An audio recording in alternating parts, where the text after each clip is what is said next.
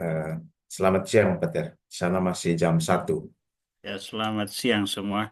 Selamat malam. Sorry, sorry. Di sini masih Ya, siang ya. ya. Baik, kita mulai ya. Peter Ya, boleh ya silakan bimbing ya. kita dalam doa. Ya, Baik, selamat datang teman-teman sekalian. Saya malam ini menyempatkan diri hadir dulu di sela-sela acara saya. Sekarang saya ada di Holland, di Belanda, untuk mengikuti program renewal saya. Malam ini saya ada bersama-sama teman-teman semua. Mari kita awali dengan doa seperti biasa. Dalam nama Bapa dan Putra dan Roh Kudus. Amin. amin. Firman-Mu ya Tuhan, pelita bagi kakiku dan terang bagi jalanku, sebab Engkaulah jalan kebenaran dan hidup. Kami bersyukur kepadamu karena Engkau mempertemukan kami melalui medium teknologi ini untuk terus mendalami firman-Mu yang menjadi pegangan hidup kami. Kami mohon kepadamu ya Tuhan, berkatilah dan bimbinglah kami semua dimanapun kami berada.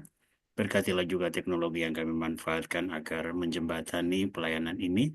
Semoga Engkau sendiri menjadi satu-satunya sumber kekuatan dan harapan bagi kami.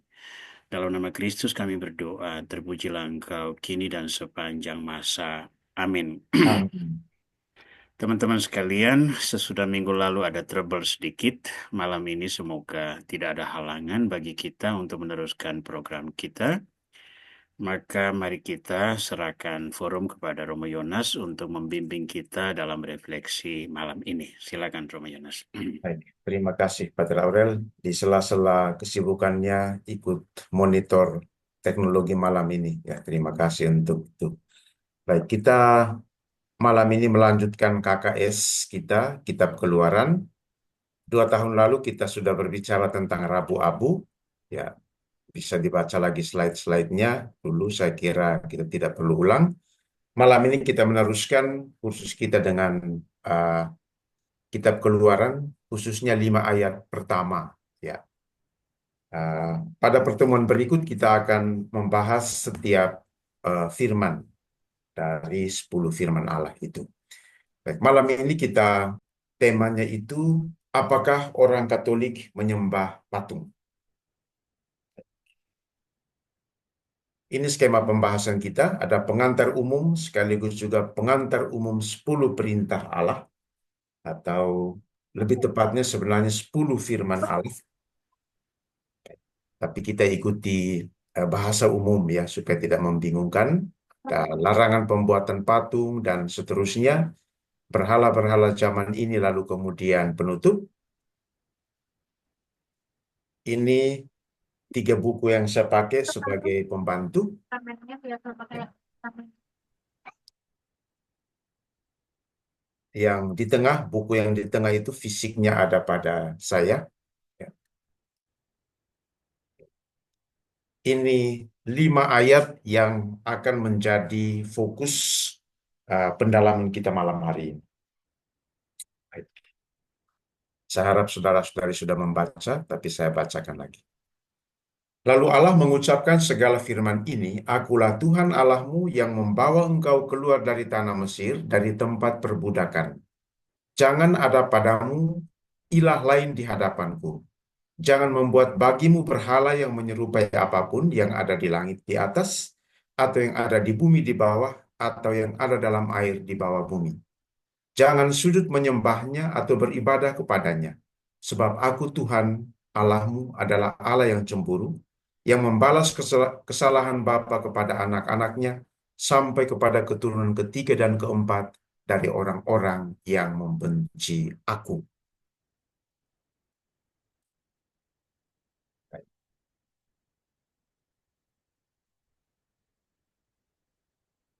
10 perintah Allah, atau sebenarnya terjemahan yang paling tepat 10 firman Allah, karena dalam bahasa asli itu ada perbedaan antara firman dengan perintah.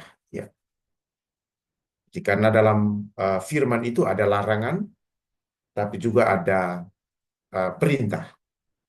Maka terjemahan yang baru juga lebih setia kepada yang bahasa aslinya itu memakai firman. Oke, tapi demi alasan pastoral, saya memakai yang kita kenal 10 perintah Allah. 10 perintah Allah adalah hukum abadi. Allah yang memampukan manusia untuk membedakan yang benar dan yang salah. Jadi kita lihat 10 itu, mana yang benar, mana yang salah. 10 perintah ini, firman ini, diberikan kepada Musa oleh Allah di Gunung Sinai, yang juga dikenal dengan Gunung Horeb sekitar tahun 1400 sebelum Masehi, dan ditulis oleh Allah sendiri. Ya. Jadi kita lihat Keluaran 31:18, setelah selesai berbicara dengan Musa di Gunung Sinai, Tuhan memberikan kepadanya kedua loh hukum, loh batu yang ditulis dengan jari Allah.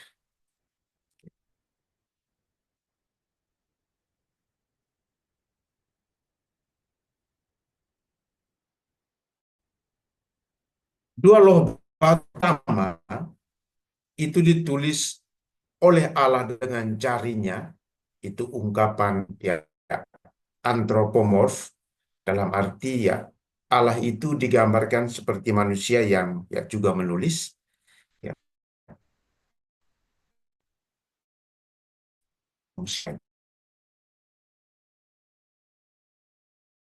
jadi ada dua ciri loh batu. Yang pertama itu dihancurkan oleh Musa.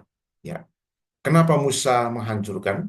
Setelah 40 hari 40 malam di Gunung Sinai, Musa turun dengan dua loh batu untuk bertemu dengan bangsa Israel yang mengira Musa sudah meninggal di atas gunung karena terlalu lama. Ya, mereka bicara apa saja. Ya. Ketika turun dari atas gunung gunung Sinai, Musa melihat bangsa Israel yang sudah tidak sabar itu menyembah anak lembu emas sebagai Allah atau ilah. Mereka membuat patung ya dari emas, lalu kemudian mereka menyembah sebagai Allah, dan mereka meyakini bahwa itulah Allah yang membebaskan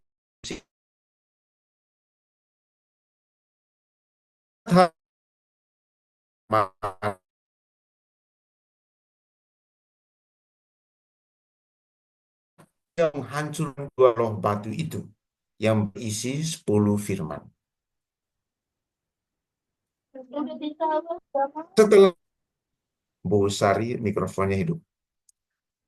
Setelah untuk naik ke Gunung Sinai, menerima loh batu yang kedua.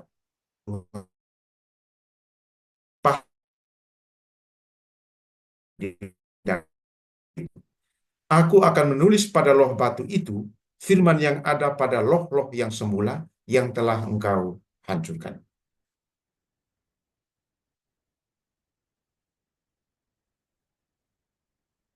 10 firman Allah itu, 10 perintah itu juga disebut Dekalog,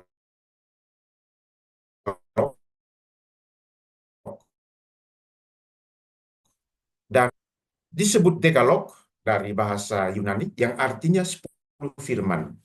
Itu sesuai dengan bahasa Ibraninya ya Aseret Hadefarim, 10 firman. Kalau perintah itu mitzvot. Jadi memang yang benar itu 10 firman. Tapi alasan pastoral saya pertama maka yang kita kenal. Pernyataan ini ditemukan dalam ayat berikut.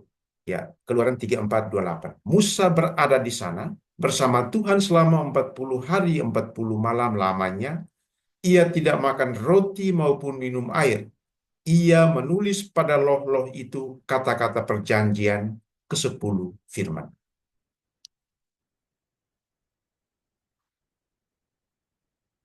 10 firman juga disebut perjanjian sebab semuanya adalah perjanjian antara Allah dengan manusia sebagaimana dikatakan Musa ya dalam Ulangan bab 5 ayat 2. Tuhan Allah kita telah mengikat perjanjian dengan kita di Gunung Horeb atau di Gunung Sinai melalui firman-firmannya itu.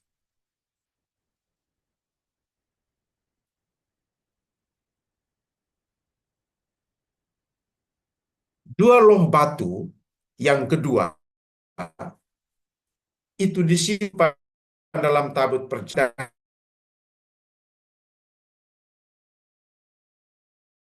dari kayu akasia, tapi semua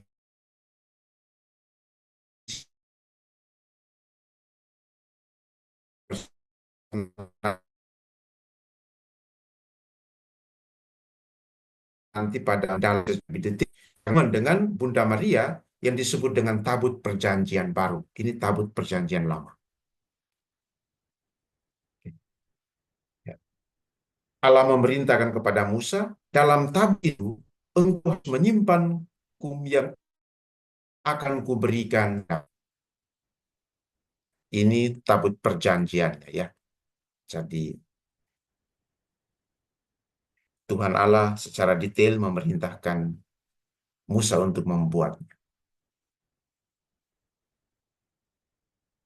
Jadi dua loh batu yang disimpan dalam tabut perjanjian duplikat dua loh batu yang pertama yang dihancurkan oleh Musa. Jadi ada semacam ya fotokopinya lah itu ya, duplikat dari dua loh batu yang pertama. Pada tahun 586 sebelum Masehi, sebelum penghancuran Bait Allah oleh Raja Nebukadnezar, Nabi Yeremia membawa tabut perjanjian ke sebuah gua rahasia di Gunung Nebo, yang bersiarah, pasti tahu Gunung Nebo di Yordania, gunung tempat terakhir di mana Musa melihat tanah terjanji tapi tidak boleh masuk, di mana tabut itu tetap tersembunyi dan tidak diketahui keberadaannya sampai sekarang. Jadi keterangan dari kitab 2 Makabe bab 2 ayat 4 sampai 8 itu memberi kita informasi lalu di mana tabut perjanjian itu. Ya, terakhir di Gunung Nebo, Nabi Yeremia menyembunyikannya, tapi sampai sekarang tidak diketahui keberadaannya.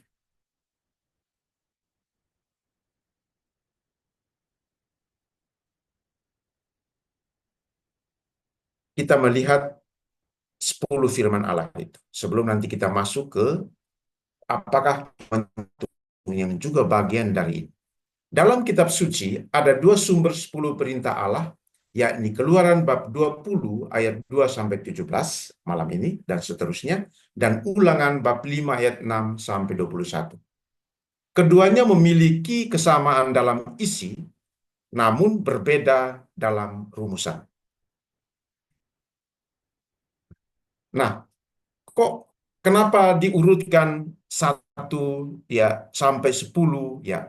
Dalam kitab suci Allah tidak memberi penomoran ini.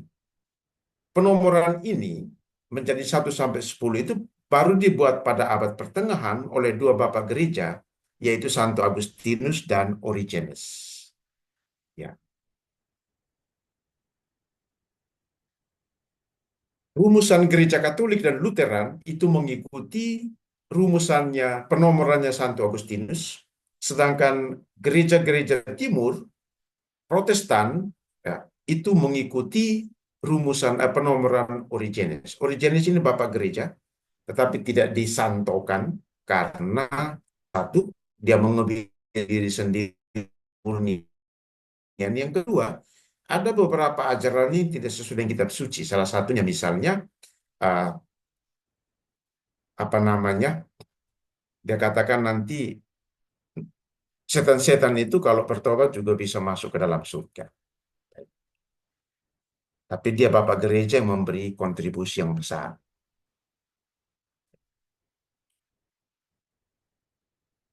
Sebab kalau misalnya kita hitung tanpa penomoran yang diberikan oleh Agustinus dan Origenes, maka sekurang-kurangnya itu ada 15 kalau kita hitung, bukan 10. Jadi apakah Allah memberi penomoran itu? Tidak. Itu penomoran itu baru kemudian. Jadi sejak zaman Santo Agustinus, demi kepentingan katekese, ya pastoral, gereja membuat versi yang lebih pendek dan mudah untuk dihafal untuk gereja Katolik. Maka rumusannya sedikit berbeda ya. Sampai saat ini ada beberapa versi dari 10 firman atau perintah Allah, Katolik, Ortodoks, Protestan, yang masing-masing berbeda dalam penomoran dan rumusan, tetapi tetap mempertahankan isinya. Ya, nomor berbeda, ya isinya tetap. Ya, rumusannya juga berbeda, isinya tetap. Mari kita lihat dua versi itu ya. Ada dari Keluaran bab 20, Ulangan bab 5, lalu ada versi katekese ya gereja Katolik tanpa ya menghilangkan isinya. Tadi bisa dilihat yang merah-merah itulah yang kemudian diambil ya sebagai versi katekese agar lebih mudah diingat dan dihafal tanpa mengurangi maknanya. Baik, silahkan dibaca sebentar. Oke, itu 1 dan 2.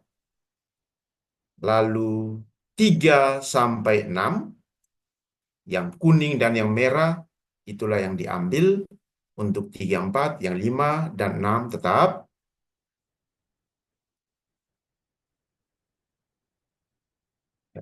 7 sampai 10, ya, yang merah yang dipersingkat untuk yang ke-9 dan ke-10, yang 7 dan 8 praktis sama.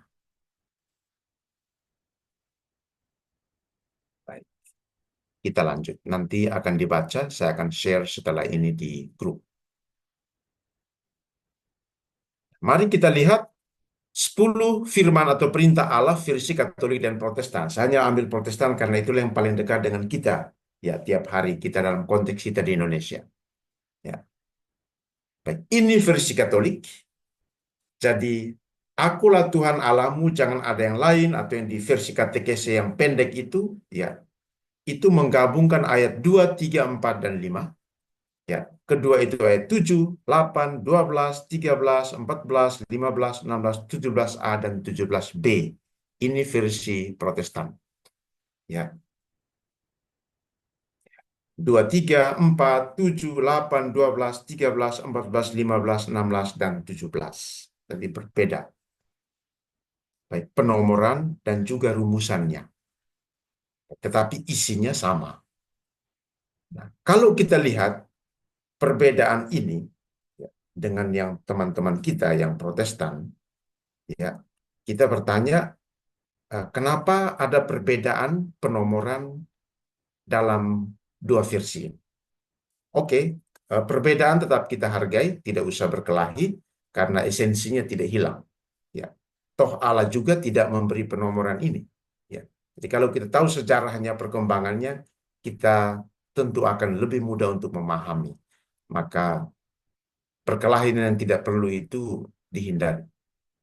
Kenapa begitu? Ya, Gereja Katolik tidak menghilangkan ayat 4.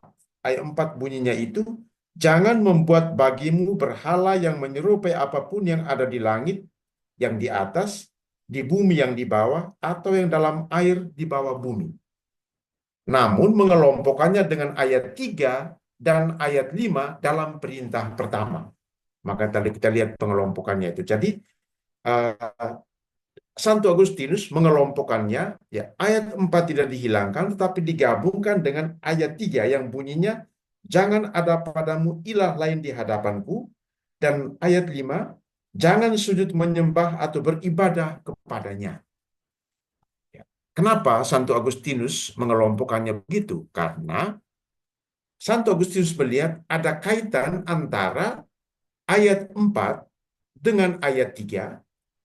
Jadi ayat 4 dan 3, sebab kalau itu dipisahkan, maka kedua ayat itu bertentangan dengan ayat lain yang justru, ya, mengatakan hal yang sebaliknya.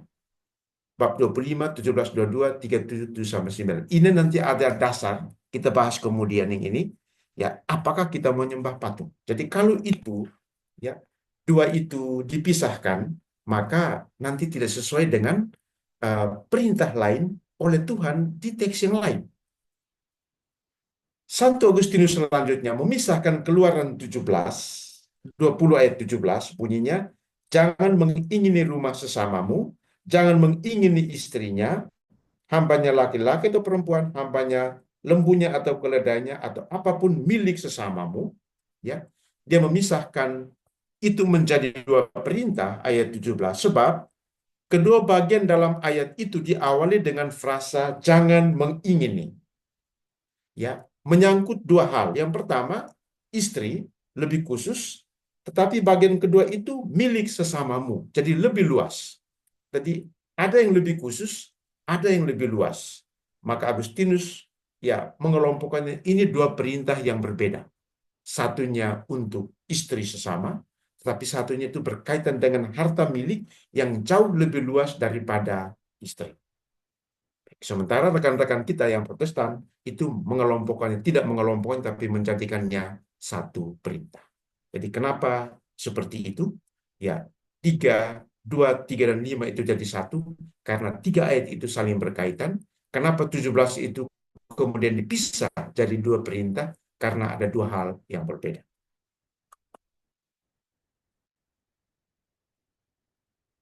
Mari kita melihat Yesus dan 10 perintah Allah atau 10 firman Allah. Sebelum kita masuk ke apakah kita menyembah patung yang bagian dari sini. Ya. Mengapa Musa menerima 10 firman sedangkan Yesus hanya 2? 10 firman Allah yang diberikan kepada Musa disimpulkan oleh Yesus dalam 2 bagian besar. Kasih kepada Allah yang meliputi 3 perintah pertama dan kasih kepada sesama yang meliputi 7 perintah lainnya. Ketika seorang ahli Taurat bertanya kepada Yesus, perintah manakah yang terutama dalam Taurat? Yesus menjawab, kasihilah Tuhan Allahmu dengan segenap hatimu, dengan segenap jiwamu, dengan segenap akal budimu. Itulah perintah yang terutama dan yang pertama. Perintah yang kedua yang sama dengan itu ialah, kasihilah sesamamu manusia seperti dirimu sendiri. Pada kedua perintah itulah tergantung seluruh hukum Taurat dan kitab para nabi. Pada kedua perintah itulah. Pertama dan terutama, tapi yang kedua juga terutama. Ya. Maka kita melihat pengelompokan itu berdasarkan pada kedua hukum itulah, ya, tergantung seluruh kitab Taurat. Mari kita lihat. Kasih kepada Allah, 3 perintah yang pertama. Akulah Tuhan Allahmu, jangan membuat berhala apapun, jangan menyebut nama Allah Tuhanmu untuk disalahgunakan, pelihara dan kuduskanlah hari Sabat, kasih kepada sesama, 7 ayat yang lain, 7 perintah yang lain, hormati ayahmu dan ibumu, jangan membunuh, jangan berzina, jangan mencuri, jangan memberi kesaksian dusta, dan seterusnya. Kalau kita mau kelompokkan berdasarkan kata-kata Yesus itu. Pada 2 perintah itu. Nah, pertanyaan berikut. Apakah Yesus menghapus 10 perintah atau firman Allah? Yesus tidak menghapus 10 perintah atau firman Allah, tetapi menggenapinya. Yesus katakan, janganlah kamu menyangka bahwa aku datang untuk meniadakan hukum Taurat atau kitab para nabi. Aku datang bukan untuk meniadakannya, melainkan untuk menggenapinya. Lalu di mana letak penggenapan Yesus? Jadi Yesus tidak hanya tidak memberikan perintah baru, tetapi ia memberikan semangat baru dalam menjalankannya, yaitu bukan karena takut akan hukum, karena pada sesama. Dan tambahan, nanti akan kita lihat per firman dalam kaitannya dengan khotbah di bukit. Selain memberikan semangat baru, Yesus juga memperdalam serta memperluas maksud dari firman itu. Misalnya, jangan berzina dalam perintah ini. Tapi dalam khotbah berikut Yesus bilang, kalau kamu memandang perempuan dengan penuh nafsu, kamu sudah berzina dalam hatimu. Jadi, kata zina itu tidak lagi sekedar hubungan seksual antara seseorang dengan yang bukan pasangannya, tetapi mata yang memandang seseorang dengan penuh nafsu itu juga sudah berzina. Jadi Yesus memperdalam dan memperluas arti dari itu. Jangan membunuh. Yang kita tahu, membunuh itu bisa menghabisi nyawa orang dengan benda-benda tajam, tapi kata-kata yang keras, jahil, kafir, dan lain-lain, itu juga sudah membunuh. Jadi itu maksud menggenapinya, semangatnya, dan juga arti dari perintah itu. Nanti kita lihat per firman dengan cross teks dari Perjanjian Baru. Santo Agustinus merangkum ajaran moral Yesus dengan sebuah ungkapan, kasihilah dan lakukan apa yang Anda inginkan. Jadi kasihilah Tuhan, kasihilah sesama, dan lakukan apa saja yang Anda inginkan. Loh, bagaimana mengertinya? Maksud Santo Agustinus adalah, kalau seseorang mengasihi Allah dan sesama, tidak mungkin baginya untuk melakukan sesuatu yang jahat. Maka dia katakan, pertama-tama yang penting kamu kasihi dan lakukan apa yang Anda inginkan. Kalau itu dilakukan karena kasih, maka tidak mungkin kita berbuat yang jahat bagi Allah dan sesama. Sekarang kita masuk ke bagian yang kedua, yang juga menjadi bagian yang penting dari 5 ayat ini. Pembuatan patung. Karena kita lihat tadi, ayat 3, 4, dan 5 itu berbicara tentang itu. Tetapi dasarnya ada dalam kaitan dengan ayat 2.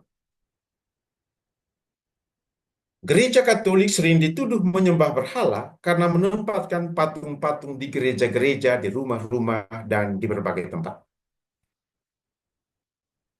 Sebagai imam, saya sendiri, beberapa kali saya mengalami kesulitan dalam perkawinan campur beda gereja, di mana pihak non-Katolik meminta agar doa di depan patung Bunda Maria setelah berkat penutup itu, berkat itu ditiadakan. Di satu sisi, saya harus meneguhkan pihak Katolik agar tetap berpegang teguh pada kekatolikannya. Di sisi lain, saya harus menghormati pihak non-Katolik demi keharmonisan keduanya. Maka diskusi, dialog, pemahaman, dan juga kebesaran hati dari yang non-Katolik juga akhirnya dibutuhkan demi keharmonisan. Pertanyaannya, benarkah gereja Katolik menyembah berhala? Apa kata Tuhan sendiri tentang patung dalam kitab suci?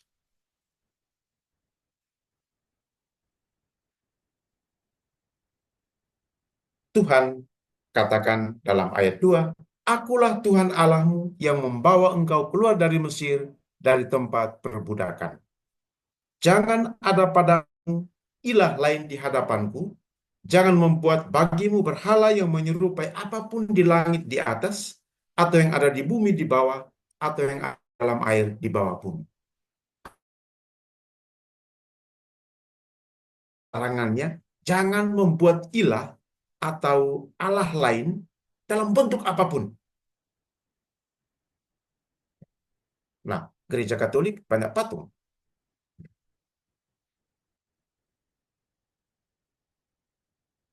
Dari perintah Allah dalam Keluaran bab 20, larangan Allah 22-4 yang tadi kita lihat, kita mengetahui ada 2 jenis patung yang dilarang oleh Allah, yaitu pertama, patung berhala. Ketika Musa berada di atas Gunung Sinai, bangsa Israel membuat patung lembu emas, menyembahnya sebagai Allah yang membebaskan mereka dari Mesir, mendirikan mesbah dan mempersembahkan kurban bakaran dan kurban keselamatan. Allah murka karena mereka tegak tengkuk dan cepat berbalik dari Allah sendiri. Jadi yang pertama dilarang itu patung berhala seperti patung anak lembu emas yang dibuat oleh bangsa Israel di kaki Gunung Sinai. Keluaran 32. Ini dia modelnya. Kira ya dari gambaran berhala. Yang dilarang oleh Allah adalah patung Allah sendiri. Ya. Dalam perjanjian lama, pembuatan patung Allah juga dilarang karena Allah yang tak terbatas dan kekal tidak dapat dilambangkan oleh sesuatu yang terbatas dan sementara. Karena alasan ini, Yesus berkata kepada wanita Samaria di pinggir sumur Yakub, Allah itu roh, dan siapa saja yang menyembah dia harus menyembahnya dalam roh dan kebenaran. Allah itu roh.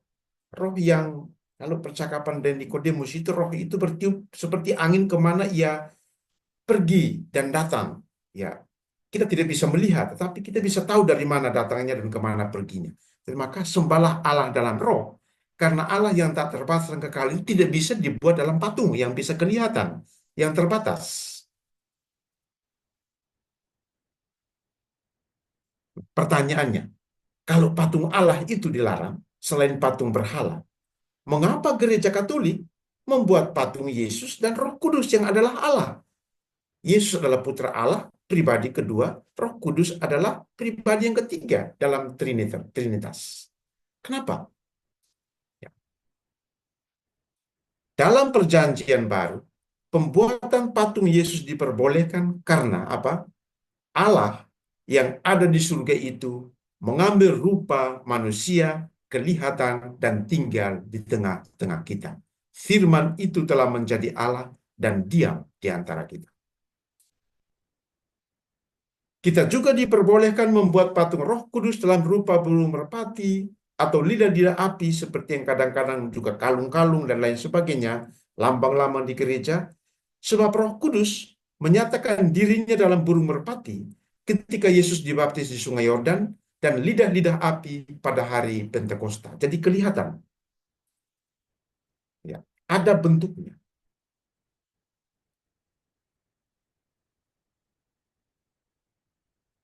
Jadi, apakah Allah melarang pembuatan patung? Tadi Allah katakan, jangan membuat ilah bagimu, jangan membuat bagimu berhala yang menyerupai apapun. Dan kita melihat ada dua jenis yang dilarang, tapi Gereja Katolik membuat patung Yesus dan Roh Kudus yang adalah Allah. Jadi, apakah Allah memang betul-betul melarang pembuatan patung? Untuk menjawab pertanyaan ini, kita perlu mengikuti secara ketat salah satu prinsip Katolik dalam membaca dan mempelajari teks kitab suci, yaitu melihat keseluruhan teks, baik dalam teks itu sendiri maupun dalam teks-teks lainnya. Ada beberapa prinsip dalam mempelajari dan membaca kitab suci yang secara Katolik. Satu, dalam terang Roh Kudus. Yang kedua, dalam melihat keseluruhan teks. Yang ketiga, dalam kaitannya dengan tradisi dan magisterium. Dan yang berikutnya, arti rohaninya. Jadi, ada prinsip-prinsip dalam mempelajari dan membaca teks kitab suci. Jadi kita harus ikuti teks itu secara keseluruhan. Jangan baca sepotong-sepotong. Ya, baik dalam teks itu sendiri maupun dalam teks lain. Jadi itu satu prinsip. Kita harus melihat teks secara keseluruhan. Pertama, memang benar Allah melarang pembuatan patung dalam sebagian teks kitab suci. Keluaran 20, Ulangan 5. Tetapi kita tidak boleh lupa bahwa Allah sendirilah yang menyuruh manusia membuat patung. Allah menyuruh Musa membuat patung dua kerub atau malaikat. Ini contohnya. Di gereja Keranji, Bekasi, Santo Mikael, gerejanya Busari, itu panitia pembangunan membuat patung dua kerub ini persis ya untuk mengapit tabernakel, tapi besar sekali. Ya, itu bagus. Ya, inspirasinya dari sini. Allah sendiri menyuruh Musa membuat patung dua kerub. Ya, Allah perintahkan Musa, engkau harus membuat dua kerub dari emas pada kedua ujung tutup pendamaian. Engkau membuatnya dari emas tempaan. Buatlah satu kerub pada ujung sini dan satu kerub pada ujung sana.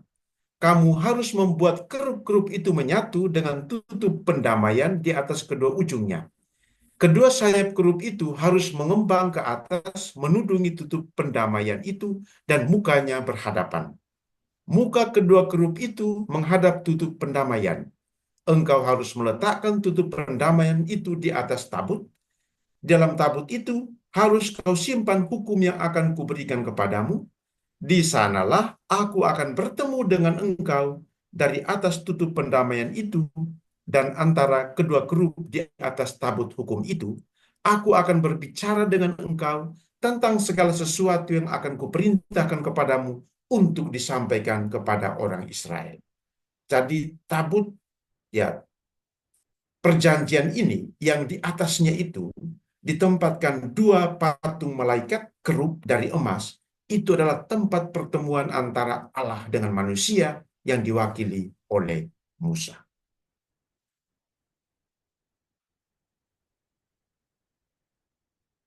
Dan lagi, Tuhan sendiri menyuruh Musa membuat ular tembaga. Berfirmanlah Tuhan kepada Musa, buatlah ular tedung dan taruhlah pada sebuah tiang. Setiap orang yang dipagut tetapi melihatnya akan tetap hidup. Bilangan 218. Jadi, sama juga toh. Ya, ya. Patung ular tembaga.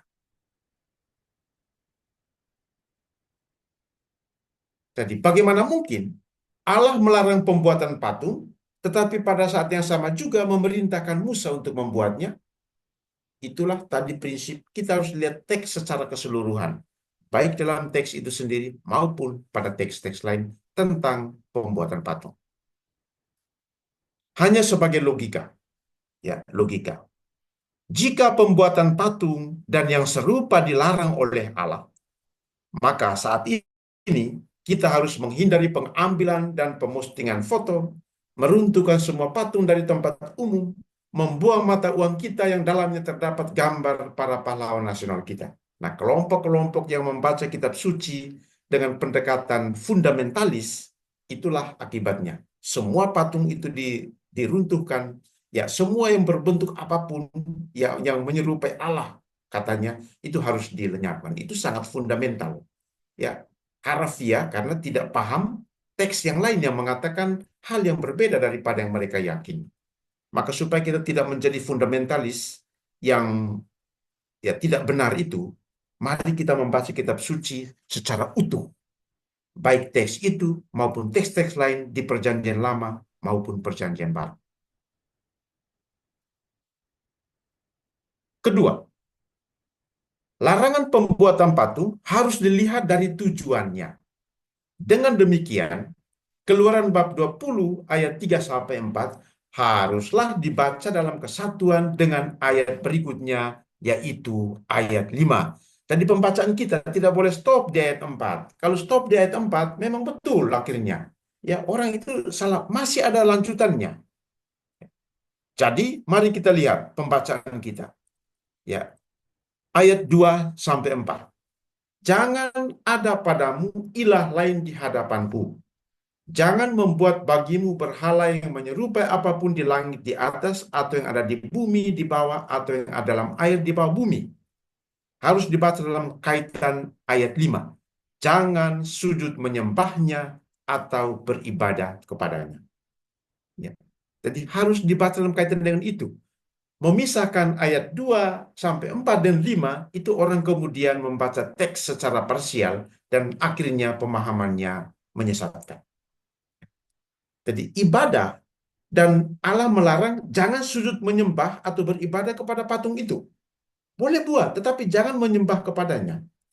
Ibadah dan penyembahan manusia hanya kepada Allah. Kitab Ulangan jelas. Engkau harus takut akan Tuhan Allahmu, kepada Dia sajalah engkau harus beribadah. Ibadah bukan kepada patung, ya, tetapi kepada Allah.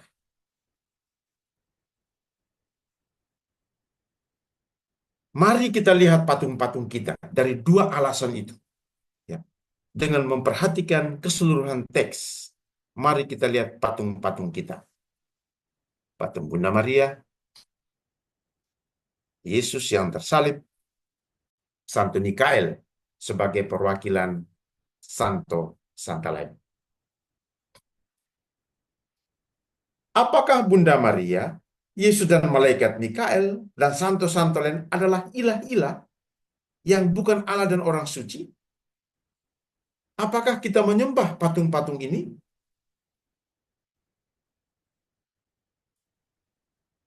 Ya, Pastor. Ya, kenapa Yesus di gereja kalian itu masih tergantung, padahal dia sudah bangkit? Di gereja kami begini, saya bilang ya masih bagus lah. Kami jadi tahu yang tergantung di salib kami itu siapa? Ya, Yesus. Ya, kan saya guyon ya, Yesus. Karena jangan lupa bersama Yesus disalibkan dua orang penyamun. Jadi, apakah mereka ini bukan Allah? Yesus bukan Allah?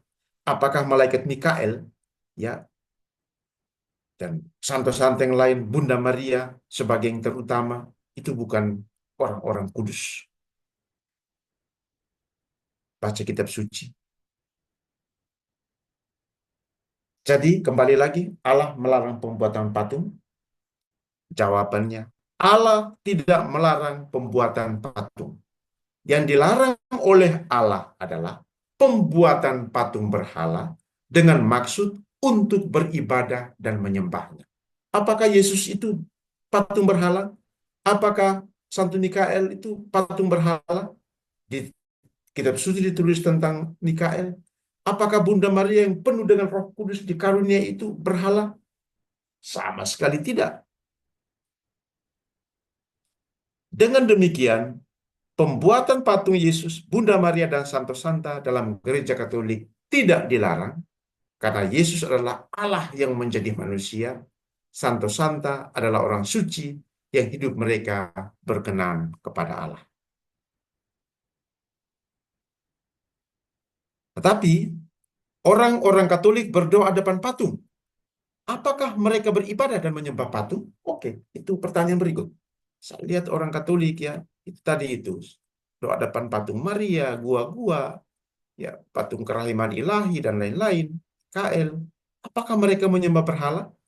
Ya, beribadah karena Tuhan bilang jangan menyembah dan beribadat kepadanya. Gereja Katolik memiliki dua istilah yaitu adorasi, penyembahan, dan venerasi, penghormatan. Dua istilah itu harus kita pahami. Adorasi adalah ibadah penyembahan yang hanya ditujukan kepada Allah sendiri. Ketika iblis mencoba Yesus untuk menyembahnya, Yesus berkata, "Engkau harus menyembah Tuhan Allahmu, dan hanya kepada Dia sajalah engkau harus beribadah." Venerasi adalah tindakan penghormatan kepada orang-orang kudus atau orang-orang yang kita kasihi dan hargai. Penghormatan ini dianjurkan oleh kitab suci, Ibrani 13 ayat 7. Ingatlah akan pemimpin-pemimpinmu yang telah menyampaikan firman Allah kepadamu. Perhatikanlah akhir hidup mereka dan teladanilah iman mereka. Sekarang misalnya, ada foto orang tua kita, kakek nenek kita di rumah. Apakah Bapak Ibu setiap hari menghormati foto mereka? Tidak, pasti tidak. Tapi kalau misalnya saya menginjak-injak foto mereka, apakah Bapak Ibu berkenan? Pasti marah. Ya, karena apa? Di balik foto itu, ya, kita diingatkan akan hidup mereka, akan teladan mereka dalam berbagai hal. Juga hal yang sama dengan pembuatan patung-patung. Kita tidak menyembah patung, tapi kita diingatkan. Bendera merah putih, kain itu harganya berapa? Tapi kenapa kita hormat? Bukan karena kainnya, tetapi di belakang kain merah putih itu, kita diingatkan akan sesuatu yang besar. Coba injak-injak dan bakar bendera merah putih. Polisi dan TNI yang akan menghabisi Anda lebih dulu. Bukan karena kain itu, pertama-tama. Tapi sesuatu yang besar di belakang kain itu. Persis dengan patung-patung.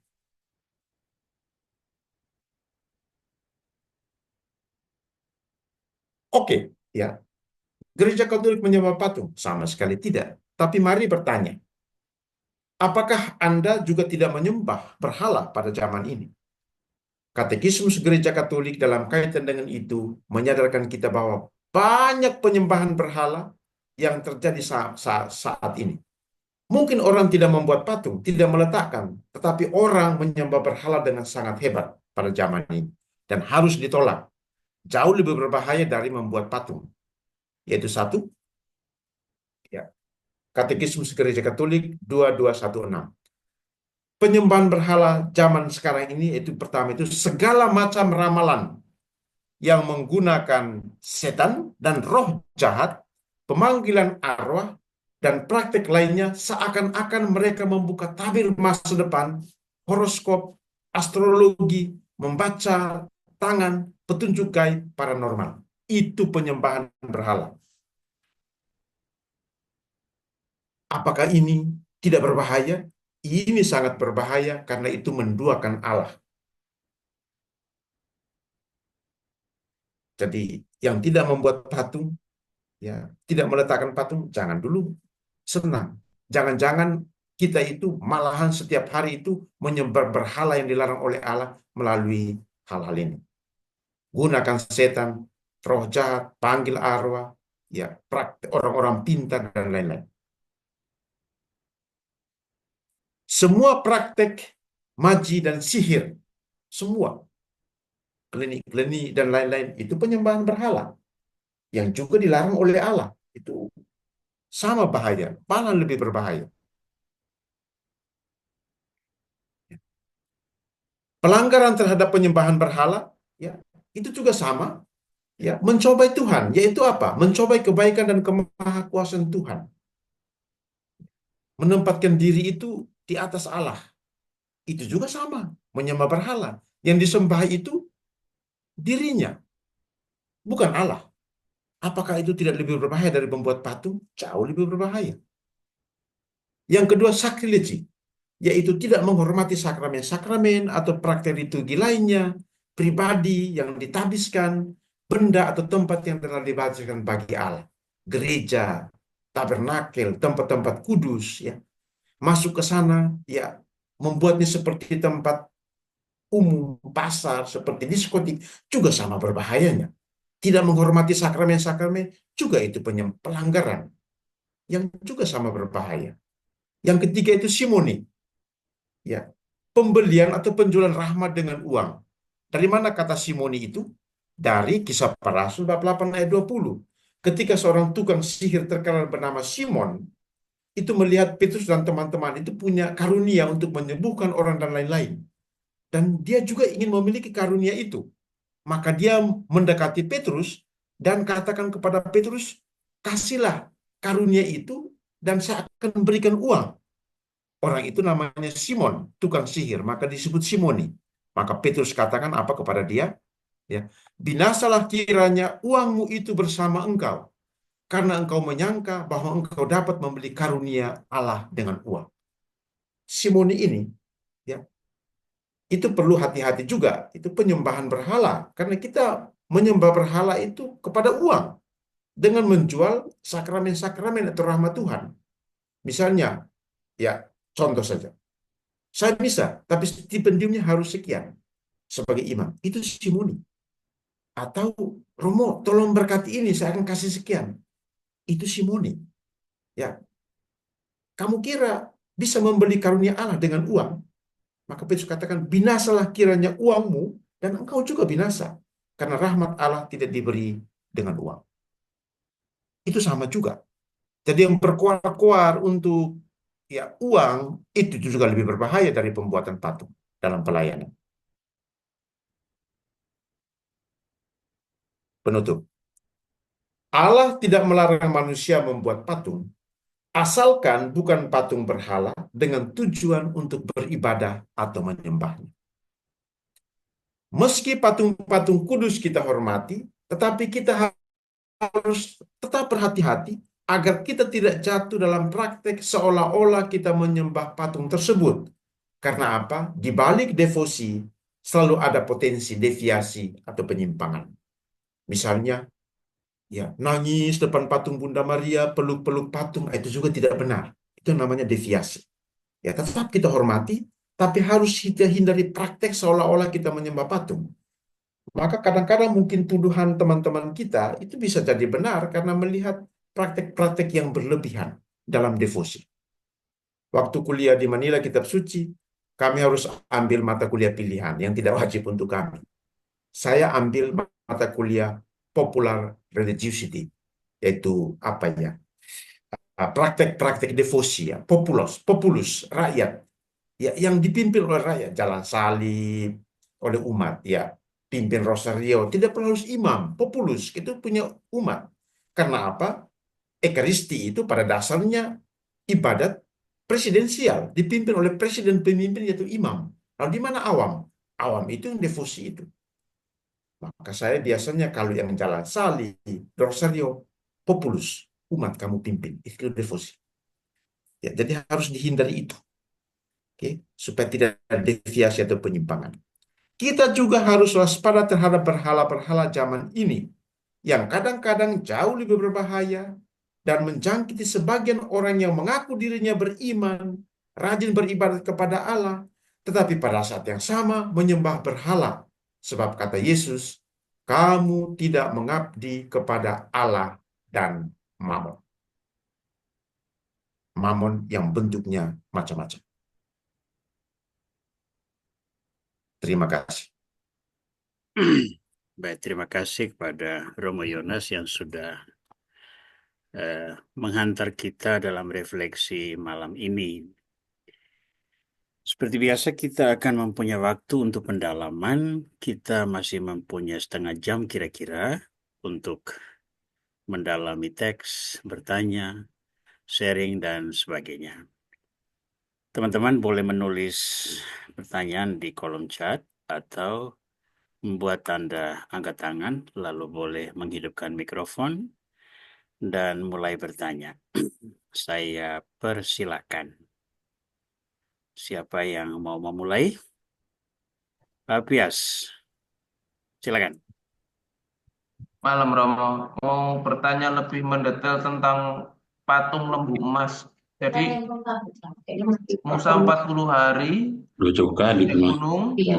tidak Makanya dicat. turun-turun, dan orang Mesir, orang-orang Israel punya ide buat patung lembu emas gitu Romo. Ya, Dan pertanyaannya, lanjutannya adalah, apakah itu tetap masih juga dipengaruhi oleh budaya Mesir? Jadi buatnya patung berupa hewan-hewan gitu Romo.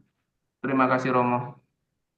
ya. Kalau kita baca selanjutnya teks kitab suci, memang eh, bangsa Israel selama perjalanan di padang gurun juga banyak dipengaruhi oleh dewa-dewa, ya bangsa-bangsa lain. Ya, itu jadi kemungkinan itu tetap ada. Nah, alasan yang sangat eksplisit dalam teks itu adalah karena Musa terlalu lama di atas gunung, ya mereka kira sudah mati, lalu mereka wah ini Allah yang sudah menuntun kita dari Mesir, sungguh tunggu 40 hari 40 malam di bawah Gunung Sinai. Papa Pia sudah siarah. Nah, dengan bersiarah termasuk ke Gunung Sinai, itu geografi kitab suci itu membantu kita untuk memahami kemudian kenapa orang-orang Israel berbuat begitu. Di tempat yang tandus dan kering 40 hari 40 malam, Musa tidak turun-turun. Ya, kemudian mereka, di manakah Allah? Ya, sudah tinggalkan kita. Maka mereka membuat patung lembu emas itu dan mereka menyembahnya. Inilah Allah yang telah menuntun kita keluar dari Mesir. Jadi selain faktor itu, Allah-Allah dewa-dewa dari bangsa lain yang juga mungkin menginspirasi mereka. Tapi dalam teks itu karena itu ya. Musa terlalu lama di atas gunung sehingga mereka merasa seolah-olah Allah sudah membawa mereka keluar dari Mesir, lalu tinggalkan mereka di bawah kaki gunung itu begitu lama. Ya. Makasih Romo. Masih satu kali lanjutan.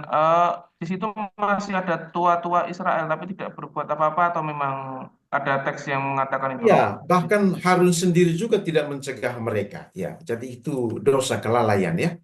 Harun sendiri juga tidak bisa tidak mencegah mereka. Jadi dosa kelalaian itu kita tahu, kita mampu, tetapi kita tidak melakukannya.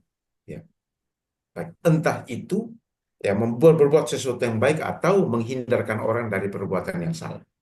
Ya, baik. Kita ada hukumannya. Ya, itu Bapak Pias ya. Oh, makasih Romo. Ya, sama-sama.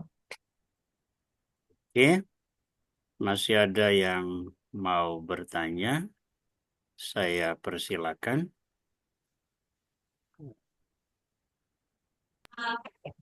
Mau tanya Romo? Pak Horas, Ya, Bapak. silakan. Ya. Ya, selamat malam Romo. Jadi Malam. mengenai penyembahan berhala bagian terakhir tadi itu kan malah seperti Romo bilang tadi banyak malah ya bukan di zaman berhala sekarang bukan ke patung-patung lagi. Jadi nyatanya memang banyak juga misalnya gini ya Romo ya tentang perkawinan gitu. Yang seharusnya orang bercerai itu kan tidak boleh diberkati lagi menikah lagi kan. Ya, Nah itu tapi ada gereja-gereja yang melakukan pemberkatan seperti itu. Itu apakah termasuk itu Romo? Gitu, Terima kasih.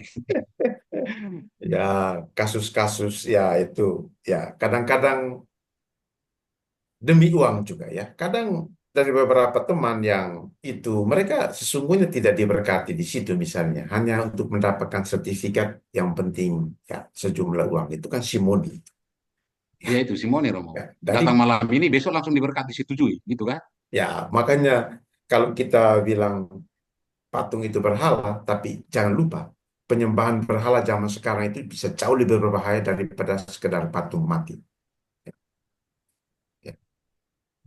Ya. Banyak orang ya kita bertanya diri ya siapa yang ke gereja, tapi juga pada saat yang sama cari dukun, ramalan. Ya, saya selalu katakan kepada umat yang seperti itu, kamu pilih. Kalau mau hitam, hitam sekalian, mau putih, putih sekalian, jangan abu-abu. Karena Anda, Yesus katakan, tidak mungkin kamu mengabdi pada dua Tuhan, Allah atau Mammon. Ya, Terima kasih Romo. ya, sama-sama. Oke, Pak Horas, terima kasih.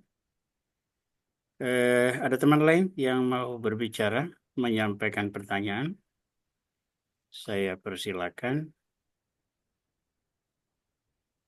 Suster Isadora, tidak tanya? Keponakan. Dia tadi mohon maaf terlambat Om Pater jadi. Oke. Oke, ingatan Siura, bagaimana, ada pertanyaan? Ya, baik. Terima kasih, Patir. Ya. Eh, memang saya agak bingung mau bertanya karena Pak Hmm. Papias tadi sudah menyabit pertanyaan saya. Ya, Nah, seiring pertanyaan kami soal eh, alasan umat Israel ya, ya, itu. Lalu mungkin bagi saya, Romo, karena saya juga membaca bukunya, maaf ya kalau agak lari sedikit, ya, eh, Profesor Alan Menzies. ya, Itu dia berbicara bagaimana awalnya orang-orang dari yang tidak beragama menjadi beragama. ya, Ya, dan di sana tak bisa dipungkiri mengenai berhala-berhala yang notabene katanya itu semua peribadatan itu bermula dari pengalaman, pengalaman yang mereka alami. Tentu dengan umat Israel yang cukup ya dalam tanda petik ya doyan dengan eh, berhala-berhala, kemudian itu sampai tadi kepada kenyataan mereka bahwa mereka membuat anak domba, anak lembu itu untuk disembah.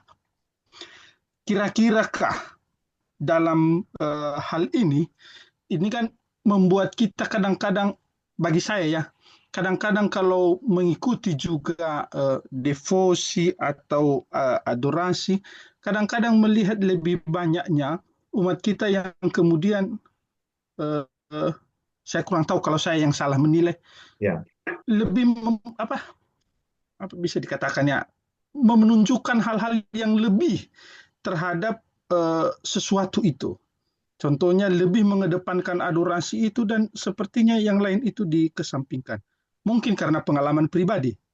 ya, Apakah kemudian hal-hal seperti ini, Romo, seperti apa kita menjelaskan? Karena kadang-kadang saya sendiri juga bingung, seperti apa meyakinkan orang. Karena saya lebih kadang-kadang melihat, karena dari segi rumusan saja iman dikatakan tanggapan manusia ya. Dan kemudian saya kadang-kadang kurang membedakan bagaimana menjelaskan kemudian ketika orang lebih menghayati adorasi ketimbang yang lain. Apakah ini kemudian menjadi simpang yang baru seperti yang Romo katakan, Patria katakan tadi, bahwa mungkin yang sekarang kita buat itu jauh lebih berbahaya dari penyembahan berhala. Itu kira-kira, Romo. Maaf kalau saya agak sulit mengungkapkannya. ya, ya. Ya. Ya, soal buku itu ya, meskipun saya tidak pasti, tapi saya menangkapnya. Jadi memang betul, sebelum nenek moyang kita menjadi Kristen, mereka sudah memiliki tata ibadah dengan patung-patung yang lain ya. Ya, apakah itu berhala? Ya, kita juga perlu hati-hati karena sebelum agama Katolik mereka anut, mereka menyebut Allah dengan nama yang lain. Contoh, lihat khotbah Paulus di Areopagus. Kami mewartakan Allah yang kamu tidak kenal, ya, yang mungkin disebut dengan nama yang lain. Nah, ketika misalnya agama Katolik masuk ke budaya-budaya kita, apa yang mereka yakini selama ini mereka praktekkan itu cocok dengan agama Katolik, maka mudah diterima. Saya kasih contoh, Pak Ingatan. Di Timur itu di setiap rumah adat itu, saya mungkin di Flores juga mungkin ya nanti mungkin Patel Aurel, selalu ada tiang dengan 3 penyangga, di atasnya ada batu. Tempat mereka mempersembahkan untuk Allah yang tinggi, Allah yang sedang, Allah yang rendah. Jadi 3 itu. Jadi ketika misalnya agama Katolik masuk tahun 1500-an ke Flores dan Timor, dibawa oleh Portugis, Nenek moyang kami itu mudah untuk menerima itu karena jauh sebelum kekatolikan masuk, mereka sudah memiliki ada 3 Allah. Allah tinggi, Allah yang sedang, Allah yang di bawah. Jadi mudah. Jadi pertanyaan apa mereka menyembah berhala? Kita harus lihat baik-baik ya, supaya tidak jatuh juga dalam uh, penghakiman atau penerimaan secara membabi buta. Jadi harus lihat konteksnya baik-baik. Yang kedua, yang saya katakan tadi dalam salah satu slide, di balik devosi selalu ada potensi untuk deviasi atau penyimpangan. Maka memang kita harus perlu hati-hati supaya tidak menimbulkan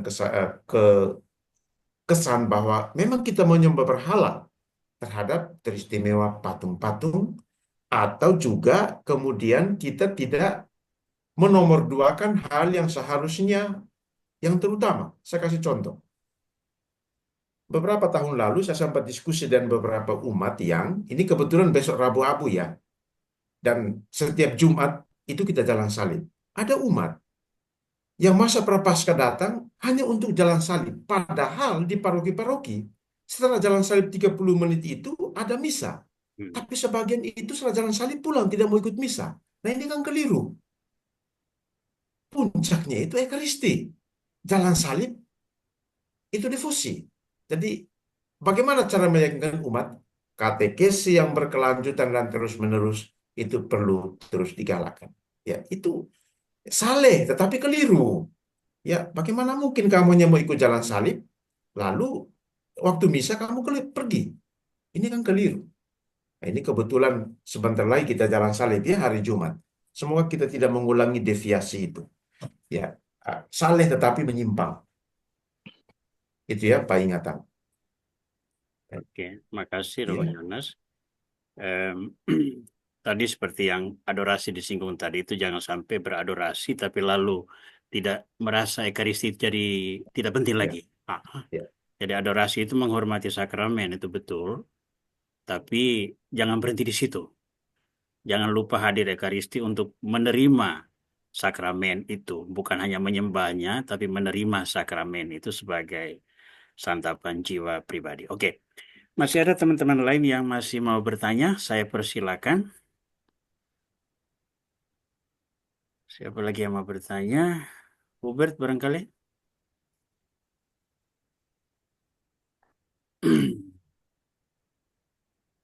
Bisa Oke. satu lagi Romo. Oh ya, ya, Pak Horas silakan silakan. terus. Saya mau menanyakan ini uh, apa namanya? Saya belum menangkap apa namanya pengertiannya gitu Romo yang Nabi Musa itu kan pertama sudah dapat loh itu dari Allah.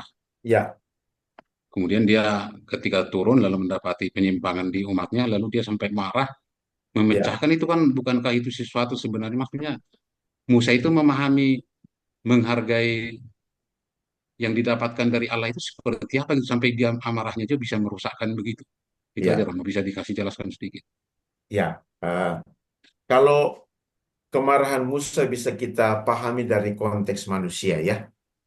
Oke, baik dia di atas gunung 40 hari 40 malam, tidak makan dan minum, sudah lapar. Oke, sudah capek-capek bawa Israel yang baru keluar dari Laut Merah atau Berau itu sudah mulai sungut-sungut ya, maksudnya sungut-sungut itu ya. Lalu turun mereka bukannya bersabar, mereka menyembah Allah dan ilah lain, patung. Ya, kemarahannya itu oke.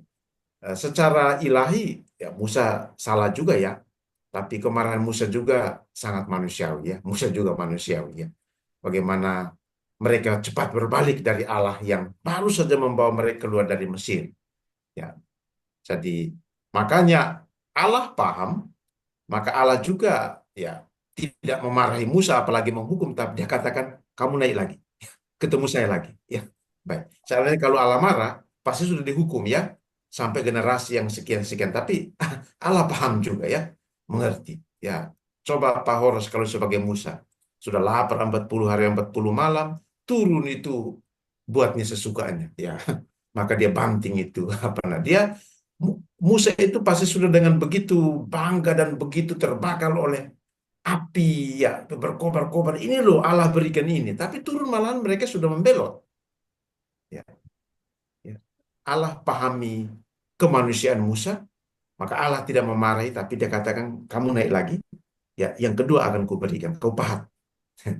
Ya, itu yang Mm-mm. disimpan dalam tabut. Ya, jadi kerahiman Allah itu juga selalu bisa dirasakan termasuk dalam kerapuhan manusia itu. Ya.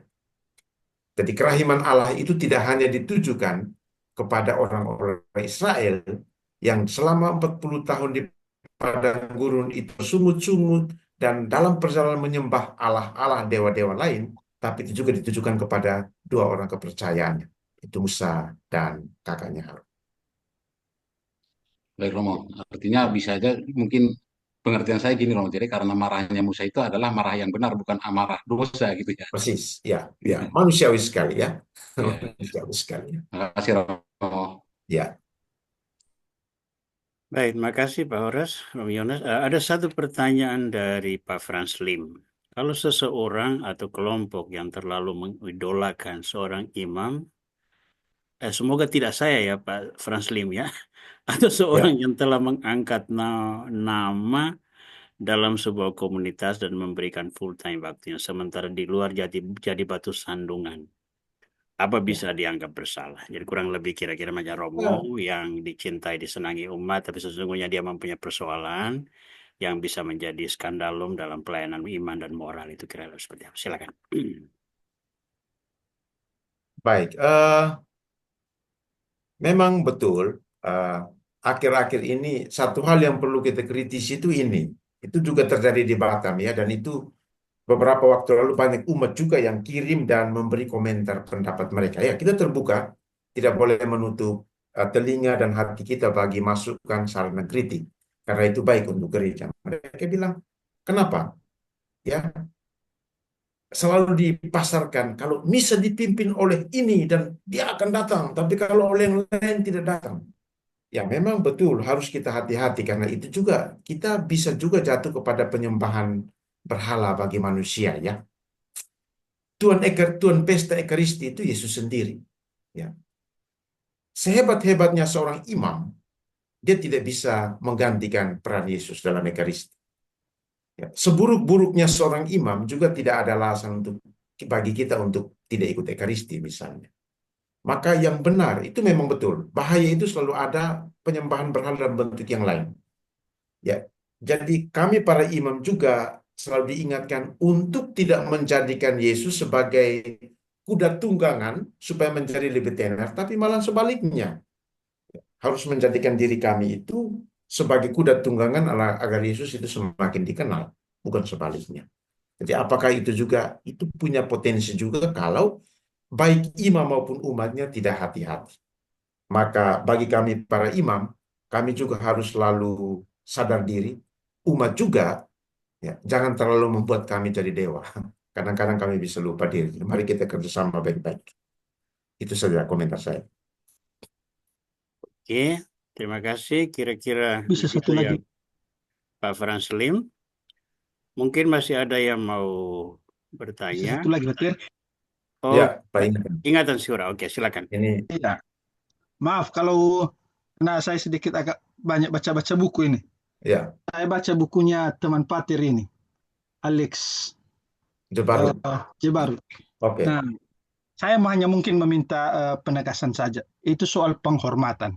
ya, Bagaimana kita kemudian membedakan penghormatan kepada yang Allah dan penghormatan kepada yang sifatnya kepada leluhur atau kepada eh, orang kudus begitulah. ya. Bagaimana kita membedakan itu kemudian? Banyak, banyak, banyak cara. Ya, salah satunya eh, dari tujuannya ya, salah satu dari tujuan dari kitab suci kita tahu ya, tujuannya itu bukan untuk menyembah atau beribadah kepadanya, ya, tetapi melalui eh, penghormatan itu entah itu misalnya Santo Santa ya atau orang-orang yang kita cintai, kita membuat mereka meminta perantaraan mereka, tapi mereka itu bukan Allah, oke? Itu satu. Yang kedua, jadi kita litani para kudus itu misalnya ya, Pak ingatannya Santo sekian, doakanlah kami. Ya, mereka bukan Allah, tapi mereka itu adalah perantara ya antara Allah dan manusia. Oke, kita menghormati mereka. Itu yang pertama dari tujuannya. Yang kedua, dari praktik-praktik yang praktis. Seperti tadi saya katakan tadi, dia ya pergi peluk patung, nangis-nangis dan lain-lain. Nah, itu deviasi ya. Jadi ada ukuran-ukuran di mana kita itu. Ya, ada kebiasaan-kebiasaan orang-orang, misalnya ya di Filipina misalnya ada kebiasaan namanya punas-punas. Punas-punas itu apa Pak ingatan? Usap-usap patung. Jadi kepercayaan mereka itu punas-punas bahasa Tagalognya ya. Kepercayaannya adalah bahwa dari benda-benda suci itu keluar kekuatan ya rahmat Allah yang bisa ya menjadi berkat bagi manusia. Maka misalnya ke Filipina jangan jangan kaget di semua gereja itu orang-orang itu selalu lap ya lap-lap patung. Apakah mereka menyembah berhala? Kita harus masuk dalam konteks teologi kontekstualnya orang Filipina. Oke, baik itu ya. Nah, tapi tadi intinya itu tadi ya, jangan menyembah atau beribadah kepada, tapi memohonkan perantaraan rahmat dari Allah, iya, salah satu ukuran. Oke, baik. Kita sembahyang leluhur, mohon leluhur jadi pendoa bagi kita itu kan, ya juga mirip-mirip itu ya, Pak ingatan ya. Leluhur kita bukan Allah, tapi kita memohonkan doa mereka dari tempat yang lain. Oke. Terakhir Romo. Oh, Pak Pias masih tanya. Oke, silakan. Kayaknya ada sebuah teks yang ter yang yang intinya ini Romo apa bahwa patung berhala itu dibuat-buat sendiri dan disembah sendiri itu ada ya Romo ya yang di perjanjian lama tapi Romo Ya, dibuat oleh tukang tempa sendiri dan disembah-sembah sendiri ada ya. hubungannya kah Romo? Ada anak lembu emas itu kan mereka buat sendiri. Ya, orang Israel yang buat sendiri. Jadi bukan bukan mereka buat di bawah kaki Gunung Sinai. Jadi mereka buat sendiri. Oke, baik. Itu salah satu contohnya. Ya, ya, baik. Oke, ada satu pertanyaan dari Octavianus. Tahun 2000 saya kuliah di Unika Kupang dan ada teman kuliah yang beragama Protestan. Dia bertanya kepada saya bahwa kamu Katolik berdoa di depan patung. Itu kamu menyembah patung kah? Saya hanya jawab dengan pengetahuan terbatas bilang kami berdoa bersama Maria. Mohon penjelasan tambahan ke pernyataan teman Protestan ini. Ya, silakan. Itu Baik. devosi kita ya. Ya. Kita tidak menyembah patung Maria ya, tapi manusia itu makhluk yang terbatas, maka perlu simbol untuk mengungkapkan imannya yang dalam, yang tidak mungkin bisa juga diungkapkan melalui kata-kata yang juga terbatas. Seperti besok Rabu apa? Itu kan simbol kan? Ya. Ya. Apa simbol itu? Ya. Apakah kemudian besok kita menyembah abu itu yang kita posting di mana-mana kita bangga? Sama sekali tidak. Kita tidak menyembah patung Maria ya. Tapi memang begitu teman. Kalau disposisi orang kalau sejak awal sudah menolak, maka ya berilah penjelasan sejauh mereka terima. Tapi kalau tidak terima, ya tidak usah memaksanya karena Yesus juga bilang ya, ya tidak layak melemparkan emas kepada babi ya. Orang tidak sesuatu yang berharga kalau ya tidak diterima dengan baik nggak usah dipaksakan. Tapi jelas kita tidak menyembah patung. Ya dalam teks tadi saya sudah katakan ya, kita tidak menyembah patung Maria. Tapi pribadi Maria itu siapa yang bisa sangkal dalam kitab suci? Ya, apakah kita pernah ada dari awal Yesus hadir sampai Roh Kudus lepas rasul? Kita tidak pernah ada. Yang ada itu Maria, maka wajar. Ya, berikutnya, doa mana lebih manjur kalau mau dibuat ranking? Doa pastor, pendeta, atau via Bunda Maria kepada Yesus? Ya, pastilah. Ya, Yesus pasti lebih banyak dengar doa permintaan dari mamanya daripada kita-kita ini ya. Jadi sama saja kepengentaraan itu ya. Jadi tidak menyembah ya, tapi ya tadi konsep mereka ya kebanyakan tidak semua itu bahwa karena patung sudah dilarang, maka pembuatan patung itu sama dengan menyembah berhala. Padahal ayat 5 itu harus dibaca dalam keseluruhan dan ayat 2 dan 4. Jangan menyembah atau beribadat kepadanya. Jadi kalau ayat 5 itu dipotong, maka wajar kalau ada penolakan itu. Tapi kalau dibaca dalam keseluruhan, di Eropa misalnya, Pak Terawan bisa cerita, Di gereja-gereja Protestan banyak patung. Di Berlin, di Jerman, orang-orang Protestan banyak berdoa rosario di Eropa Timur, ya. Jadi ya, maksud saya selain kitab suci juga mungkin coba sedikit pergi agak jauh supaya membuka cakrawala kita tentang itu. Gereja-gereja Protestan di Indonesia sudah banyak juga yang ada patung Yesus dan korpusnya. Coba perhatikan. Ya, apakah mereka menyembah berhala? Ya, jadi perhatikan itu ya, 3 ayat tadi yang berbicara tentang penyembahan berhala itu, jangan sampai dilepaskan satu dari yang lain. Karena kalau memotong dan memberi kesan yang salah, itu pemahaman bisa salah. Ya. Dan memang di mana-mana patung-patung itu kan menjadi simbol. Gereja-gereja Lutheran itu sebetulnya juga punya banyak simbol-simbol seperti itu. Prosesi dengan salib berkorpus itu juga hal yang biasa. Ya, jadi kita di Indonesia karena aliran Calvinis, maka seringkali itu hal semacam gitu tidak populer. Dan mungkin mereka berpikir bahwa selain Calvinis itu tidak ada aliran Protestan yang lain. Padahalnya begitu banyak yang lain yang juga memiliki simbol-simbol dalam bentuk patung dan kurang lebih seperti devosi kita.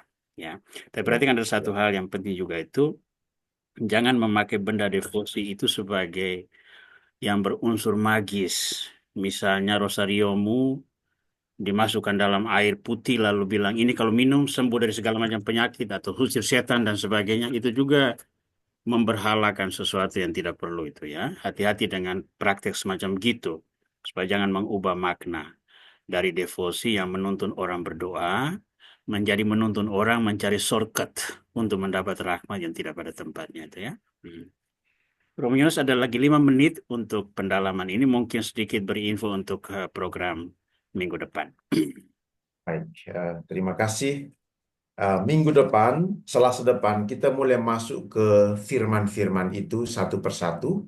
Kita lihat, ya, saya usahakan memang 10-10-nya sekali jadi. Karena ya, ini, tapi kita lihat dari panjangnya. Kalau misalnya ada yang lebih panjang, maka mungkin kita buat jadi 2 pertemuan karena ada firman tertentu yang nanti cross-nya ke perjanjian baru.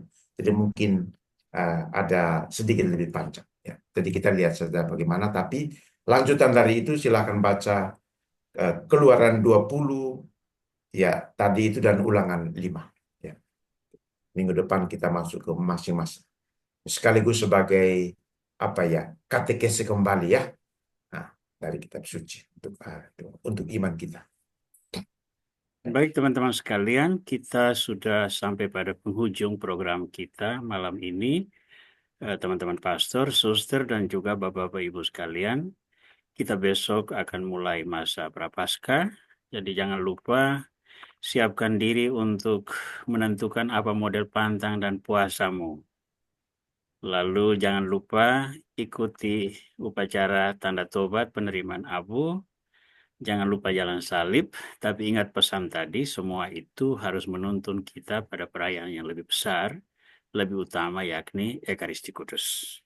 Semoga kita semua tercerahkan dan kiranya pertemuan malam ini menjadi ya peneguhlah bagi kita untuk masuk dalam satu periode penting, yakni masa Prapaskah.